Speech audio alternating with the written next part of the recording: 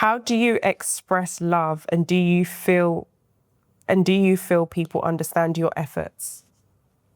I think I used to express love by sacrificing, and I felt like people did not understand. They didn't understand the sacrifice. I think sacrificing and being a savior was how I expressed love. Right? I'm triggered. I have to help you. I have to save you. Even whether you ask for it or not, I will jump in. I will be the person because that's how I'm showing love. And I realize that trying to be a savior and trying to sacrifice, no, that's not love. So the way that I show love now is by loving myself the most.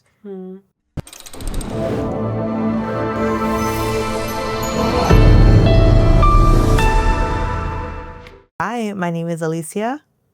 And my name is Clem. And we're here playing the Bond Blitz game. Ooh. Excited to get started. All right, so I'll let you go first. Okay. This is a strong one to start. If you could relive one day in your life, which would it be?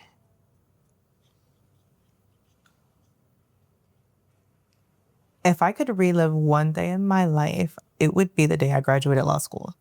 Right. Even though I'm not an attorney, I don't practice law, it still is like the proudest moment for me because it was something that I wanted to do since I was a little girl. And I put all of my effort, all of my time, all of my energy into it, and it was done.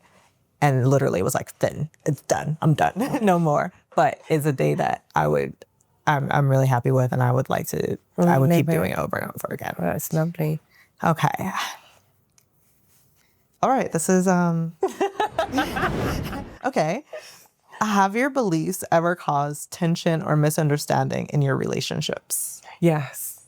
I didn't even have to hesitate. Okay. My belief questions the laws or like common sense. Yeah. My belief questions common sense.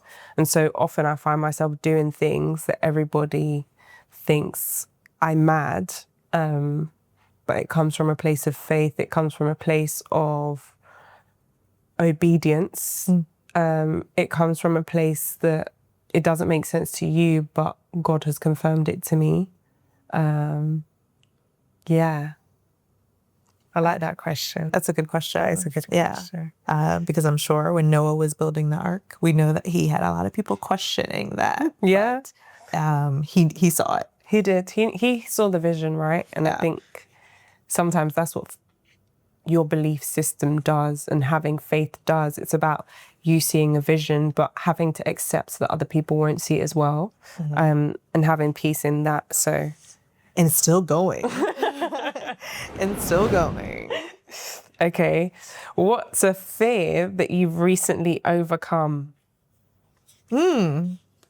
Well, here we are, because the fear of being seen. We did just speak about that. Okay. So the fear of putting myself out there for the World Wide Web, for the internet.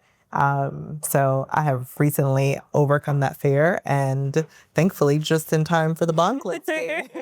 So it was perfect time. It's an important fear to overcome. So kudos. Thank you. Okay. How do you navigate situations where there are no clear right answers? This is going to sound really irresponsible, but I like tossing coins. I was going to say, do you flip a coin? But I probably guessed that because I think that's a good way to do it. Honestly, like sometimes if I can't decide, I'm just going to toss a coin, and sometimes it's not the best decisions to be tossing a coin over, right? But if I can't make up my mind, I'm tossing a coin like, hey, whatever happens, happens. Yeah. If it works, it works. How do you handle moments when you feel your leadership has been questioned? Ooh, that's a hard one.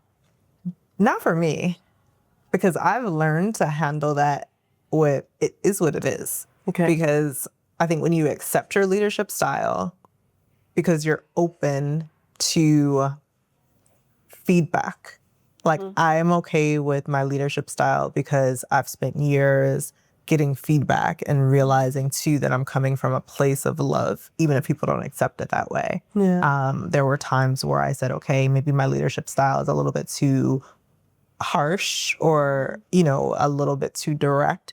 But I've learned that if I'm coming from a place of love and coming from a place of wanting to see the other person grow, yes, my delivery maybe I can work on the delivery, but not necessarily the leadership style, because my leadership style is I want you to win. I want you to come higher. I'm not going to come lower. You have to come higher. Okay. How did you like find a leadership style that suited you best? Is it Trial and error? Okay. I think I've always had this leadership style since I was a little girl. I've always been a leader. But when you constantly have people saying like, you're hurting my feelings, or people like, then you say, okay, I'm not going to change this. I'm not going to allow you, you're being led by me, I'm not going to allow you to shortchange yourself. I'm not going to allow you to not live up to your full potential. But perhaps the way that I am giving that advice can be a little bit softer. Yeah. I once had someone tell me, they were like, you don't realize that your words cut people into their stomach. Like it cuts deep. And I was like, well, that's not the kind of leader I want to be. Yeah. I know you may need those words, but perhaps I can do it in a different way, or perhaps we can make sure that you understand that I'm saying it from a place of love and of wanting you to improve. That I'm not giving you any advice or doing anything that I wouldn't want you to do for me. So the same way I'm giving you this, I want you to give it back to me so that I can improve, because I do want to always become a better leader. So. Sorry, I've got one more question, right?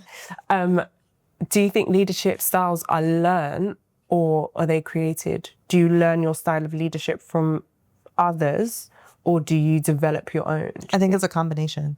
Okay. Because I can observe others' leadership style and take aspects of it and apply it to my own. Yeah. But I think you have to be true to yourself. Like I've tried to be like another leader, and I'm like, that's not me. Yeah. Like I can't do that. And then eventually the jig is up. Like you fall back into what your authentic leadership style is. So I think it's something that but I have observed others and said, okay, I can take an aspect of this or I can take a piece of that, but let me put it into how I actually lead. What is real for you. Yeah. And then as a result, you learn, and then you say, maybe like for me, I've learned it's helpful to have a layer in between me and other people that I'm leading. So that way, when the conversation is being had, it's not like in the heat of the moment or day to day. It's more like, here, this is what I've observed, when we're out of that situation, and then I can have someone else deliver the message, because they may deliver in a way that people can, stomach or digest a little bit better. I sound like Miranda. No.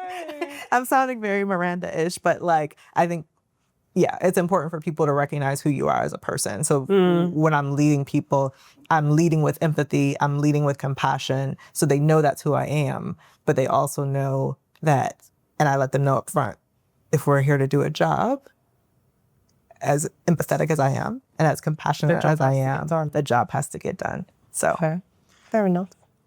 Yeah, so all right, let me try. You wanted to make something a little bit lighter. Let me find one that's lighter. I said lighter. That question was definitely not much lighter. I feel like, yes. Yes, sorry. Thought-provoking. These are very thought-provoking. But this is fun. This is lighter. How do you approach discovering new interests or passions? Okay, so I'm going to give a story, right? Last year, I don't know how it came up, but I started to ask myself if not having a hobby was immature. That's an interesting word. Yeah.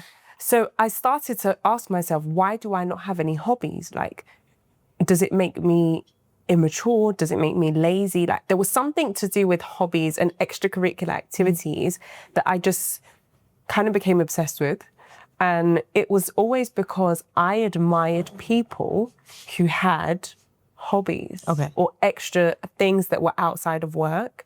And I think, and I know you'll attest to it, but when you've got that entrepreneurial spirit, anything that you enjoy, you want to turn into a business. Your hobby is your business. Yeah, your hobby is your business. Or learning more about your business. Exactly.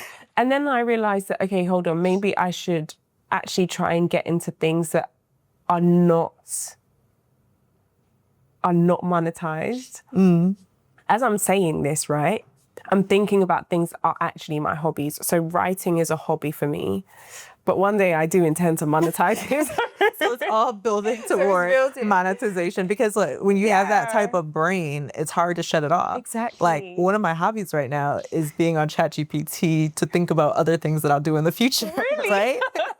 It's like, okay, I'm not monetizing this right now, but let's talk about how I can. So like sometimes like instead of scrolling on the internet, I'm scrolling on ChatGPT or like going through other notes. And I think it's just like part of the drive and part of like the desire. But people, so I don't know if you found this, but people will look at it strange when they're like, what's your hobby? And I don't have one. That's how I felt. I felt like, how can somebody say, what's your hobby or what do you like doing outside of work?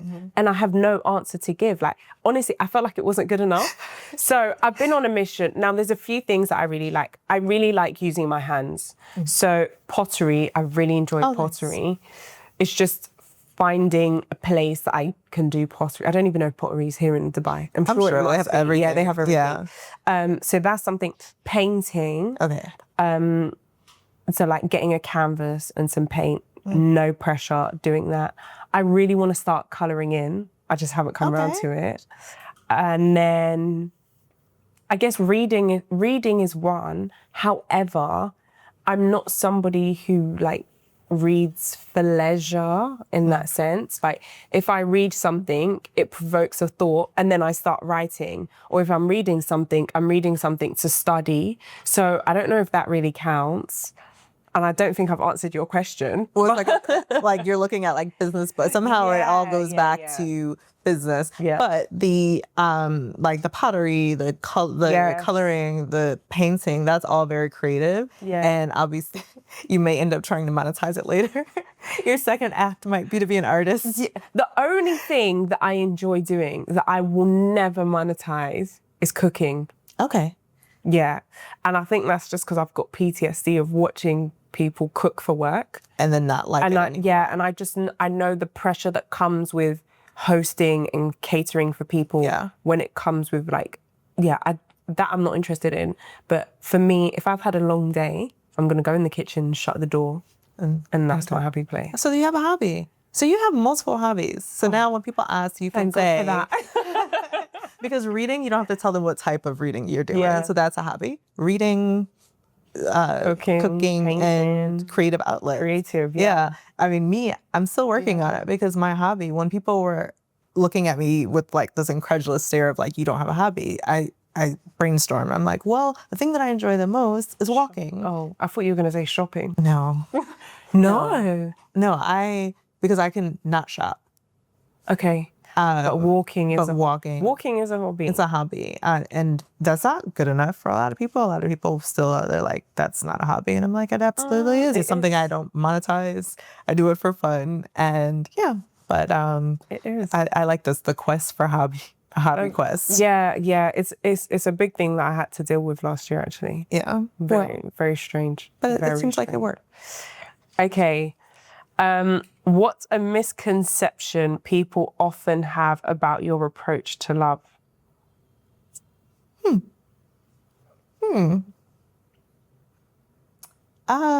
I think the misconception is that people think that I'm a very reserved, cold person. I've gotten that feedback from people. Yeah. That's not my experience of you. Thank you. Not at all.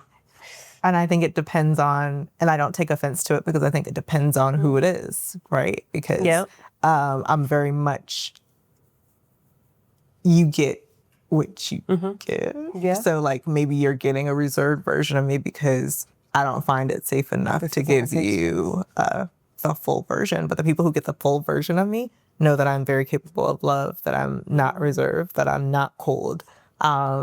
So yeah, I think that's what people think. And I get that a lot. I mean, you know, in relationship, friendship. They're wrong. They're wrong. But not everyone, but I also realize, you know what, not everyone is deserving of that full version. Or maybe they had that full version and I had to pull back. Not everyone gets to keep the full version. So I'm like, if that's what you think, it's no problem.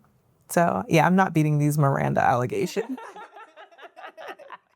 Which is just so different from the people who really know me, but to the outside world, yeah, they're like, she sounds like Miranda.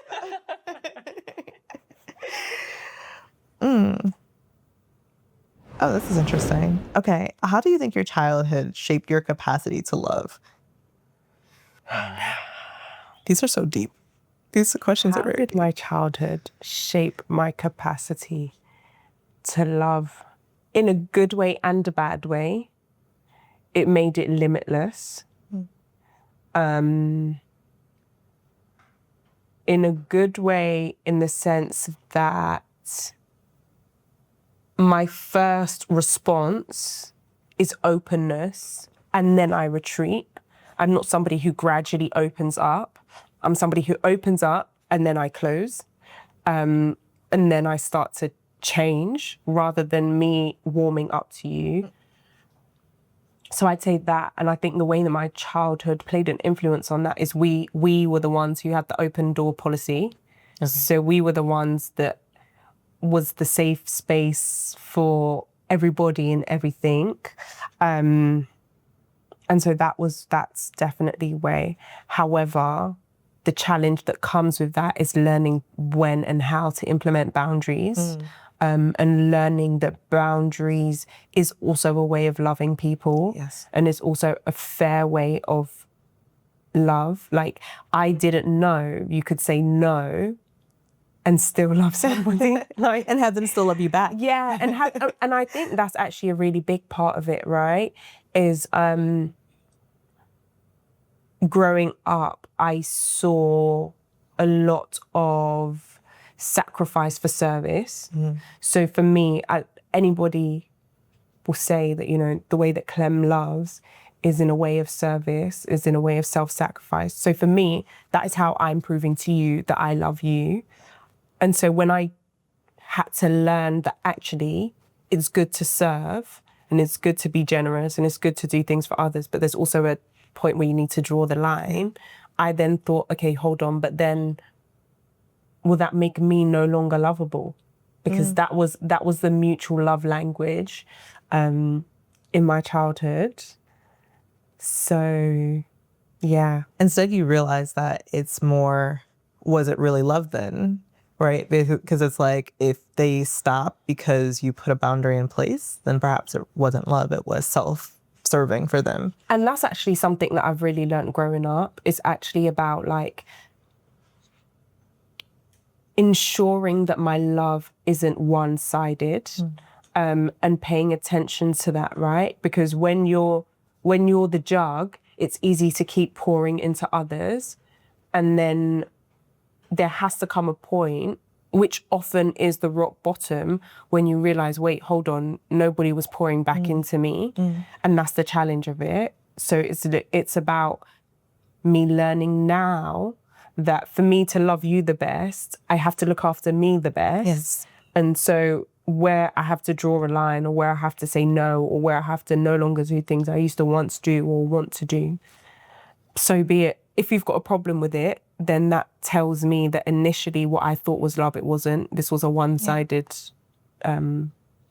relationship, or It's such an important realization. And I think the sooner people can realize that, the healthier their relationships 100%. are and how they interact with others. Because you see people who become resentful because they're like, well, I'm doing this and I'm doing that. And it's like, but you're choosing to, right? Like, it's also like a responsibility thing. You have to take responsibility and say, like, I am choosing to pour out, and I am not doing a good job of having boundaries. So if people take advantage of that, that's not on them. That's human nature. It's on me for not having those boundaries in place. And this is a really good one for you, actually. How do you balance being ambitious with being present? Wow. So for a while, I didn't like the word ambitious. I thought it was a dirty word for me. Okay. I did not want to be considered ambitious. Like if you would have asked me that question, maybe even like a year ago, I would have been like, ambitious, like that's not me. When that's absolutely me, right? But I just felt like if you were ambitious, you weren't present. If you were ambitious, then you weren't relatable, which maybe you're not, but maybe that's okay, right? Yeah, I just always felt like ambition was a dirty word for me. Like it was great to see other people who were ambitious, but I felt like when people were using that word on me, it was negative. It had a negative connotation, maybe for that very reason, because the more ambitious I was, the more people felt like I wasn't present and like I wasn't there for them or that I wasn't on their level in some way or shape or form, right? So then I'm looking at ambition like you can't be ambitious because then that means you can't be present. And I came to terms with the fact as, again, in order for me to be the best version of myself, I have to be true to myself and I have to do what God has called me to do. And a lot of that is very ambitious and it involves ambitious plans and ambitious, feats and things like that. So as a result, I'm like, I will not always be present. Sometimes I can't balance, right? Because if I have this big ambition that, again, I know if it's God given, then I have to make it happen. I have to do it, right? Like, so as a result, it means I miss things. Part of the ambition of me being here in Dubai, I know it was God ordained for me to be here.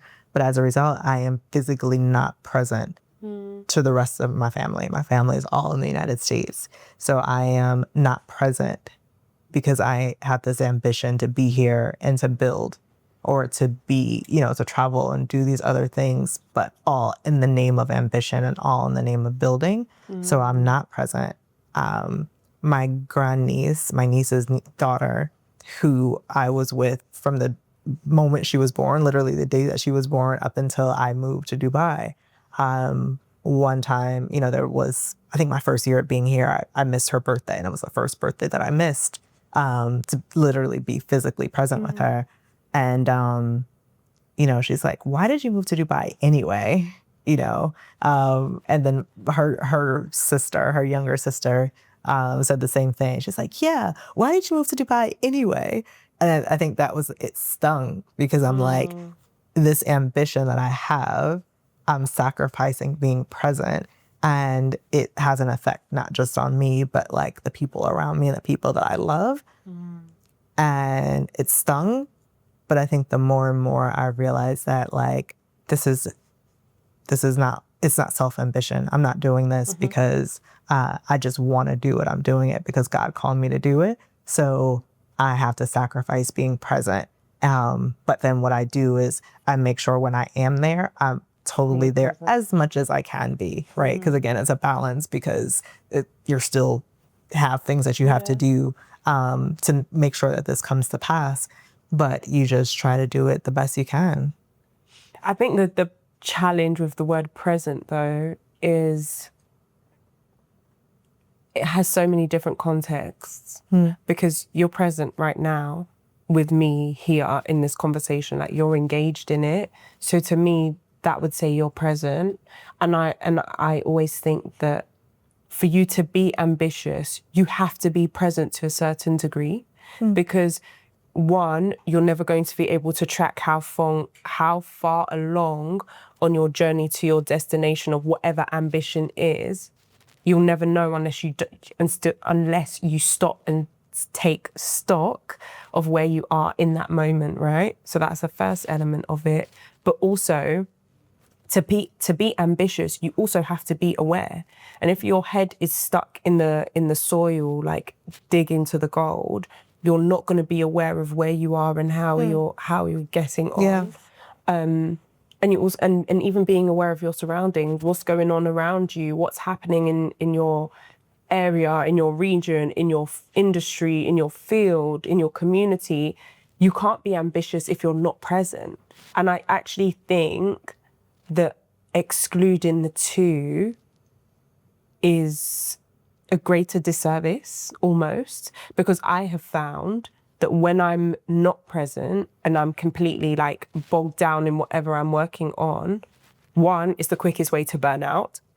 Yes, absolutely. It's the quickest way to burn out, and we know what that does. And then two, when you get to that place of ambition, you will realize how much you missed on the journey there. And I think that is why. So keep that in mind. Oh, thank you. No, honestly. It's true. And, you know, I've come to terms that I will miss certain things, but I've also come to terms with I will make it up the best I can. That's it. When I can. Yeah. You know, so even if it's not in person, it's checking it. It's, you know, praying for them. It's making sure that I'm letting them know that they're in my thoughts. And just reconciling that it may not be able to be physically present. But to your point of like, to be ambitious, you are present just in another way. So yes, I may not be present with my family in the United States, but when I'm here, even if I'm present, right? Like I try to show up the best I can for where I can show up, you know, and even just with conversations, I think in order to be ambitious, like you were saying, to be aware of your surroundings, to be present in the moment and saying, okay, like, I'm not in front of my computer right now. I'm going to enjoy the sunset, or I'm going to have my computer and still enjoy the sunset, right? I'm going to go on a walk by the beach and enjoy the sound of the waves, you know, knowing that, okay, yes, I might be walking to go do some more work or still thinking about work, but I'm going to take a minute and just be present in my surroundings. So it's very true. In order to be ambitious, you have to be present. So maybe it's about figuring out what that definition of present is or giving yourself grace to say, this is how I can be present right now. Yeah. So no, that's a really good point.